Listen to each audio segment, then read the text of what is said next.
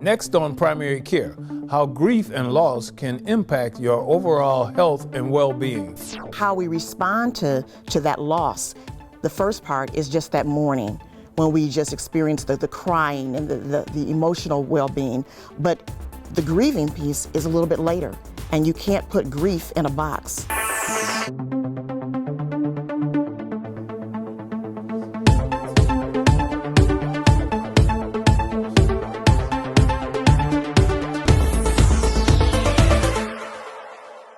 Hello, I'm Dr. Lonnie Joe, and welcome to Primary Care, the show dedicated to improving the health and care of African Americans. Black Americans live on an average nearly 6 years fewer than white Americans and face higher rates of heart disease, high blood pressure, and other chronic conditions. Those numbers are well documented, but what's less written and talked about is the emotional cost behind them. Losing loved ones more often means many in our community are carrying grief earlier and more frequently. Now, emerging research suggests grief itself may be a health disparity, one that over time can contribute to heart disease, sleep disruption, depression, and stress. In other words, the pain we carry emotionally can directly impact us physically.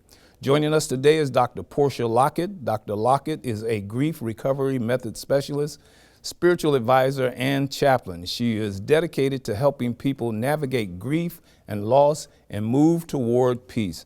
Dr. Lockett, welcome to this show. Thank you so much for joining us. Thanks for having me, Dr. Lonnie. Dr. Lockett, people toss the term grief out a lot, but what is the real definition of grief? Grief is the natural response to a loss. And loss can be defined in so many ways. We lose a loved one, we lose a pet. We experience lifestyle changes. We experience being diagnosed with a chronic illness. Movement. We've all experienced it over the last 4 or 5 years dealing with chronic illnesses such as COVID. You know, in the community has changed. The way we operate, we move and we groove is different. So just the loss of identity for some individuals. So the loss of, you fill in the blank, and that's how you would define grief. So it's not just death. It's not just death. Yes, absolutely. So what are some of the signs that someone might exhibit when they're experiencing grief? You know, you mentioned a few things earlier. Loss of sleep, no desire to be able to eat. You ostracize, you know, from our community. We go into an isolated state. We don't want to engage. We just shut down the world, and we feel a little depressed, feel like we're just down and just in a space where we just don't want to be bothered, or we don't want to engage with anyone, including people in our households, depending on what the loss is. So it can affect us emotionally, spiritually, and physically. Absolutely, absolutely. So when we find people that are in this situation, there is some intervention of sort that needs to occur. How do we process this at this point? How do we help people understand the grief? Well, if you're talking about the individual, helping them, letting them know, first of all, that grief is normal. Let's just say, for example, which is most common for us as humans, is that most of us experience some type of loss in terms of a person that was close and dear to us. And so how we respond to that loss, the first part is just that mourning, when we just experience the crying and the emotional well-being. But the grieving piece is a little bit later, and you can't put grief in a box. Grief can go on for years depending on what the relationship and what this experience was. So if you were married for 45 years, you're not going to get over that person in 45 days. There's no expiration date. There's no expiration date. So, but how you interact with it, how you deal with it is going to be a little bit different. You know, just imagine this huge loss of love, and now you have to learn how to love without that person being present. And remembering that individual by honoring them. How we move on. How we move forward, yes. How do we identify grief? Because from a primary care standpoint of view, especially in a practice, sometimes it's overlooked. Yeah, you know, so when someone comes into your office and, you know, they get a diagnosis, they could go right into that grieving space right then and there. You know, if you, for example, if you thought you were living a healthy life, and someone comes in and just says, you know, we want to go over your test results, and your test results is now that, you know, you were pre-diabetic, but now you're diabetic. So that means I've got to change the lifestyle. I got to change some things that I'm doing, my eating habits, my exercise habits. So I may be able to deal with that. But then you may come back a couple of months later, or let's say a couple of years later, and because of the medications that I was taking or the lifestyle that I chose, I've been diagnosed and now I've got to have dialysis because something is affecting my kidneys. Right. So that's a whole different level of being diabetic, and now I've got something going on with my kidneys because now I got to change my lifestyle. I have to come into the office or come into the clinic 3 times a week. And so there's different components, different layers of grief when we talk about health care, or not being able to get the health care that I desire because I don't have the insurance. The points that you make about all these variables are very, very true. However, we're missing the boat somewhere along the way in addressing these types of things when they present. In some arenas, in some circles of healthcare, we think that the answer to everything is a prescription. And it's not. Unfortunately, I always look at the whole person. So, with what I do is I'm a chaplain in the hospital. I'm also a spiritual advisor. And so I look at the spirit person. When I go into a patient's room, I make sure that I am bringing a calming spirit when I walk in. And I typically go in and say, hi, I'm Chaplain Portia. I just stopped by to drop off a bucket full of blessings and an extra dose of God's love. Would you like some? And so people can take that in different ways. And so it's not just about sitting down and having a prayer moment with that individual. It's sitting down and finding out where that person is emotionally and mentally before we even get to their physical part, and listening and providing them resources so they will embrace their next level of healing, and letting them know if they're spiritual. I don't say religious, but if they're spiritual, then let's pray about it. Right. Let's talk about it. What type of support do you feel that you need in order to move forward on your healing journey? We're seeing grief at younger ages now, and we're seeing repeated grief at all ages. Is this having an effect on the outcomes and basically how people could progress through life in attempting to deal with grief? Absolutely. There's a lot of comparison. With our young children, we have had an uptick of suicides, right? And so when you look at social media and the children, or everybody, I don't want to say the children, but anybody that's on social media, you get in this habit of comparing yourself or where you are, what's your status compared to somebody else's status. And when you don't live up to the expectation, then that causes one to grieve what I don't have because I don't have what that person has. Right. And it's like a facade. I tell the kids all the time, for $5,000, you can rent a car, you can rent a place, you can rent people, you can rent dancers, you can rent food, all this stuff, and people are thinking that this is someone's reality, and actually it's not. It's not. And so now I'm trying to figure out, how can I get that lifestyle? I'm never going to have that lifestyle, so because I can't have that lifestyle, I don't live in this type of house, I don't have the parents that are able to financially support me to have that lifestyle, then I'm just going to give up. I'm not functioning in school the way I desire to be able to function in school because my teacher doesn't understand, the social worker doesn't understand if they're present. So you've got all these different variables of a group of individuals that are not supporting this one person. And so, that's why, one of the reasons why we're having all these mass shootings, because somebody's not paying attention to these children. They give us signs all the time that something is wrong, but sometimes we ignore. We're living in a society now where we have information overload. And from a growing up standpoint of view and a young person's standpoint of view, it seems to me that they are just bombarded with trying to find their way through the different variables that they deal with on a daily basis, whether it's education or family issues or making decisions in their life going forward. And it seems to be a great deal of confusion associated with a increase in grief and with that particular subset. You mentioned suicide. That's just one of them. Sometimes I think we become so callous in this society that we're just kind of waiting for the next school shooting to occur and say how many kids were, or how many people were slain. And that kind of grief is something that affects not only an individual but collectively. So we have individuals suffering from grief, but we step outside of ourselves and we say, boy, what happened in Washington today? That precipitates a different or excessive type of grief. Political grief. Absolutely, yes. yeah. And so that just goes back to show that, we sit in our communities and we have this conversation, but worldwide, the entire world is grieving right now because of so many different things that are impacting society. Well, so what do? We off the cuff tell people, be tough, be strong, hang in there. And it's not necessarily the correct direction to point people in, to get them the kind of support that they need. Is that mindset helping us heal people in this whole grief conversation? You know, I think it's different for everyone. It depends on what the situation is. I always say if you see someone that is experiencing some type of grief, or what you define as being a situation of grief, you know, from the feeling of being depressed or the lack of sleep or changing in how they operate and how they move. You know, you want to have a conversation with that individual and just say, hey, you know, I'm here if you need to talk. Is there something going on that we need to talk about? Can I get you help? And advising them, if they acknowledge that I need some help, then getting in some type of support group. There's a lot of different grief share programs, grief recovery method specialists that are out there getting into therapy as well, so they can embrace that situation so they're not stuck. So a great portion of the work that you do is spiritual advising, spiritual advocacy. What role does that play, including the role that the church, and from a community standpoint of view, what role do they play in terms of supporting people who are going through the grief process?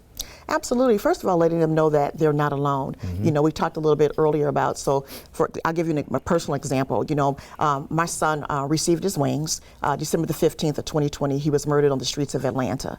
And so shortly after that, I had to, because of the work that I do, I had to take a step back. And I had to go through a healing process. I had to get some therapy myself in order for me to be able to help the people that I have been assigned to be able to help. But I started a foundation called the Azal Benne Lockett Foundation, where we help people heal, offer them hope, and hold their hearts as they're going through any type of grieving journey. And so when we come together, and God was giving me this serious instruction, because there's so many people in our community who have just said, you know, I don't need therapy, you know, therapy is for, you know, those other people. But now we're starting to embrace therapy. So if someone reaches out to the Azal Benne Lockett Foundation and they need support, then we'll have a group of therapists that we have on standby that are willing to be able to help those individuals. If they don't have a lot insurance, then the foundation will pay for them to have up to 8 sessions. If someone has been diagnosed with a chronic illness, you know, and sometimes we get stuck, you know, in the space of not being able to pay our bills, then we will make a donation towards their bills after we do a little checking, you know, to make sure that they're, you know, qualified for that. And then, of course, 1 out of every 4 people don't have a life insurance policy. And so they reach out to us to be able to receive support, to be able to pay for that burial and those funeral arrangements. And then bringing people together and educating them, period, on grief. And so we have a series called the Permission to series: permission to grieve, permission to heal, permission to live and laugh, permission to love again, permission to plan ahead and move forward, and then how do we celebrate? And so helping these individuals, we've been very successful over the last 4 years in being able to do that. We're talking about not just letting go, but how you let go in these griefful situations. Yeah, it's not even letting go, but how do you move forward? Because you never want to let go if it's a loved one. You know, you want to hold on to that memory. There's an African proverb that says, as long as the blood runs through my veins and I continue to call out that person's name, they're alive. Their spirit will remain alive. Absolutely. We have to take a short break. Stay with us. We'll be right back with Dr. Portia Lockett. Substance use disorder and addiction is so isolating. And so, as a Black woman in recovery, hope must be loud. It grows louder when you ask for help and you're vulnerable. It is the thread that lets you know that no matter what happens, you will be okay.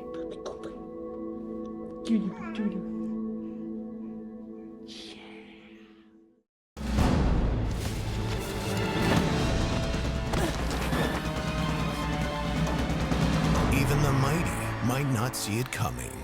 It's prediabetes, and it captures 1 in 3 adults. But you can escape.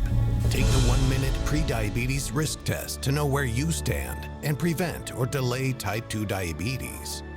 Be your own hero on smartphones everywhere at doihaveprediabetes.org.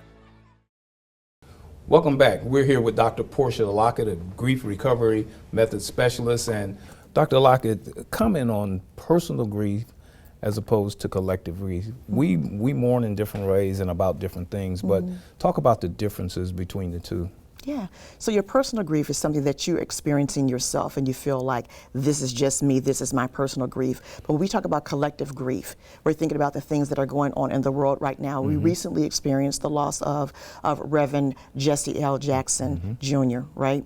And so when we think about that, we think about the impact the work that he did and how he impacted society, impacted the United States of America and beyond.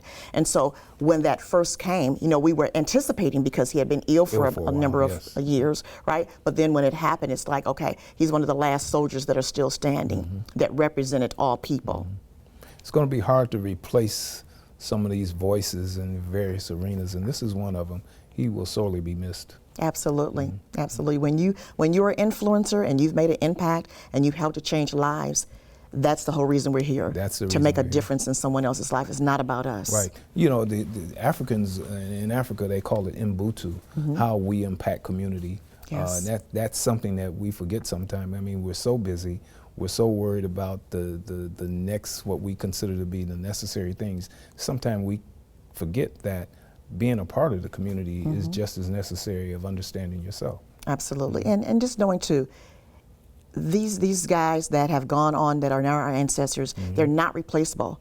But we do need someone to stand up, some people, some individuals to stand up to carry the torch so that we can move forward collectively. Right, right. Somebody asked me the other day, what are we going to do when we lose Stevie? I say, I don't know what in terms of the music world, but here again, the legacy is there, the lessons learned are there, the example is there, and that's what's left behind, and that's what we really need to grasp on, hold on to, and try to build on going forward. Amen. We were talking about the spiritual aspect of grief. How do you see the church's role in terms of grief counseling? And second to that, what does a grief ministry look like in a particular congregation? Well, that's a very good question. And depending on the congregation and the leadership, it's going to look a little bit different. You will find in a lot of the larger churches, they may have, a grief support group, grief share, or a ministerial staff that supports those who are grieving, who will follow up with that person or persons immediately, when we discover that someone has transitioned, and then following up with that family afterwards, and then making sure that they have the support and giving them referrals to be able to help them move forward in their journey after that loss. And some of the smaller churches, you may not necessarily find that, so there's no cookie cutter way to be able to do that. Right. I can only speak, from my experience, of working with some of the churches that have embraced this whole piece that there is support that families need following that day when the family is sitting on that front row. What's going to happen? And you hear ministers say all the time, make sure you're calling this family in 2 weeks after the fact, but most of the time, those calls drift off, they stop probably about 30 days afterwards. So who's going to follow up with that family? Who's going to be there? So that's where the grief support component comes in from the church, depending on if they have it set in place or created. Exactly. Now, you don't just teach about grief and counsel about grief. You've had some personal experience. Tell us a little bit about that. Yes. So as I mentioned before, my son, Azal Benne Lockett, was murdered in Atlanta, unfortunately. And so because I'm in that space all the time, I had to take a step backwards, right? And so now we are in our 4th year with the Grief Recovery Support Group with the Azal Benne Lockett Foundation, where we have this series, the Permission to Grieve, Permission to Heal, Permission to Live and Laugh, Permission to Love Again, Permission to Plan Ahead. And this is where we bring individuals together on a day to be able to help them to maneuver forward. So on May the 30th at Wayne County Community College, from 9 a.m. to 3 p.m., we're going to host this event, Permission to Day. So we're going to bring in individuals who are going to be giving their testimony about their grief story. So we're going to have a gentleman there talking about, being incarcerated and now living a full life. We're going to have someone there talking about losing a child. We're going to have someone talking about a relationship. So there's these different components of grief. And we're going to have mental health experts that will be there sitting with us talking about, all these different scenarios of grief, but how do we move through them? And then you brought up the important part about laughing. Laughter is very healing. Laughter is good for the soul. So we're giving people, even though you're grieving, you have permission to laugh.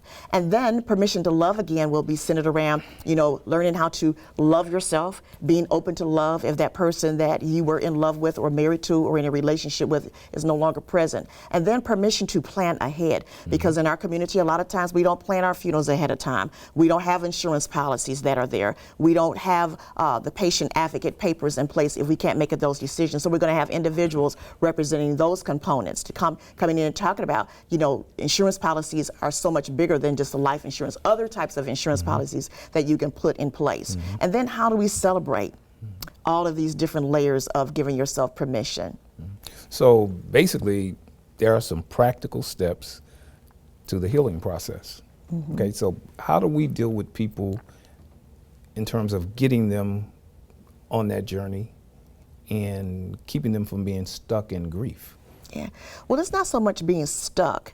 There's different layers, and so as I mentioned earlier, depending on what the grief is from. So, for example, if I'm grieving because I lost my job, the first thing I'm going to do is I'm going to be upset. I'm going to be angry a little bit, depending on the circumstances, but I'm going to pick myself back up and start looking for another job because I've got bills to pay. I have children to take care of. I got, car notes. I've got life to live, right? And so I'm going to move forward. However, if I lost a loved one, that may look a little bit different, so it's going to take some time. So I created a healing deck of cards. It's 52 cards. It's called the healing deck. And within those cards, the first thing may say, let's start off a little bit slow, right? So the first day may be, let's return 5 phone calls, return 5 emails, return 5 text messages, because I want to get reacclimated into society. Another one may be, I want to do something that honors my loved one. So maybe I'll plant a plant, right? The next thing could be, we're going to do something that's fun. So we're going to have a karaoke party and play all the music that my loved one enjoyed listening to and invite people over just to have a good time and just have a fellowship and do some remember when stories. Right. So there's a lot of different things that you can do, depending on what that person was into. You mentioned that you lost your daughter. So what was the number one thing that stood out for your daughter? Lots of things are number one, and we celebrate those things to this day. That keeps, as you mentioned earlier, the spirit of that person alive. Absolutely, absolutely. So if someone was a school teacher, you may want to go volunteer into the school system and read to students. If that person was into plants, you may desire to go and help some seniors plant their garden. So whatever it is, you want to be able to support that person's lifestyle by doing something that will honor. So this is how individuals and families and their community can actually begin the process and actually begin to heal. Absolutely, and get in a support group. And then following up and getting a therapist. And I always tell people, when you're looking for a therapist, interview that person like they're working for you. You may not hit it off with that first one, but you have to find someone that's going to connect with you, that really understands your grief journey, because everyone's grief journey is different. So people present in various ways. Not everybody is spiritually inclined or spiritually minded in terms of this. How do we deal with those people in terms of helping them understand that there is a spiritual component to recovery also? I don't think personally that that's the time that you start talking to someone about their spirituality after the loss of a loved one, because that can come off a little cold, like you don't understand where they are. And so I do believe that when you just meet people where they are and embrace them, and then as you gradually are escorting them down that path, then you can maybe bring up that spiritual component later on, if they're open to it. Because some people are just in a space of just being mad and angry at God, so don't bring God into this. Because if God really loved me, He would allow this to happen. Yes. That's very, very common. That's a very common pushback that we find with not only individuals but families also. I think you need to be very careful about getting angry with God. You're really going out on a limb, if you ask me. But here again, it's something to be aware of as we deal with people in this arena. But I believe God understands. You think about how we respond to different things. I mean, Jesus got a little upset. He turned over a couple of tables. He was mad. He was angry. Why have you forsaken me? Absolutely. So I think God understands. Right. Going through that process is necessary. Trying to avoid it, I think, is where we make mistakes sometimes. But here again, there's a lot of work to be done in this arena. How do people reach you? How can individuals, families, or churches connect with you? Absolutely. Thanks for asking that question. Well, first of all, they can reach out to the Azal Benne Lockett Foundation.org. That's AZALBENNE Lockett, Lockett, foundation.org, and you can see all the different programs that we have and the support and the resources that we have.